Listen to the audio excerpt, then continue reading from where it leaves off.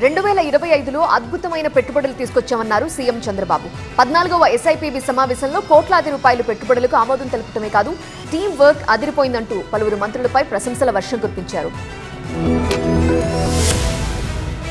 13 దేశాల్లో 8.55 లక్షల కోట్ల పెట్టుబడులకు 8.23 లక్షల ఉద్యోగావకాశాలకు ఆమోదం తెలిపిన ఎస్ఐపిబి 14వ మీటింగ్లో పరిశ్రమలు, పర్యాటకం, ఫుడ్ ప్రాసెసింగ్, ఇంధన రంగాల్లో పెట్టుబడులను ఆమోదించింది. 11,753 మందికి ఉద్యోగావకాశాలు కల్పిస్తూ 14 సంస్థలు 19,391 కోట్ల పెట్టుబడులు పెట్టనున్నట్లు సీఎం చంద్రబాబు క్లారిటీ ఇచ్చారు. గత సంవత్సరంలో అద్భుతంగా పెట్టుబడులు వచ్చాయని, అదే ఫ్లోని ఈ సంవత్సరం కూడా కొనసాగించాలి అన్నారు. రాష్ట్ర అభివృద్ధికి మంత్రులు, అధికారులు అద్భుతంగా పనిచేశారంటూ కితాబిచ్చారు.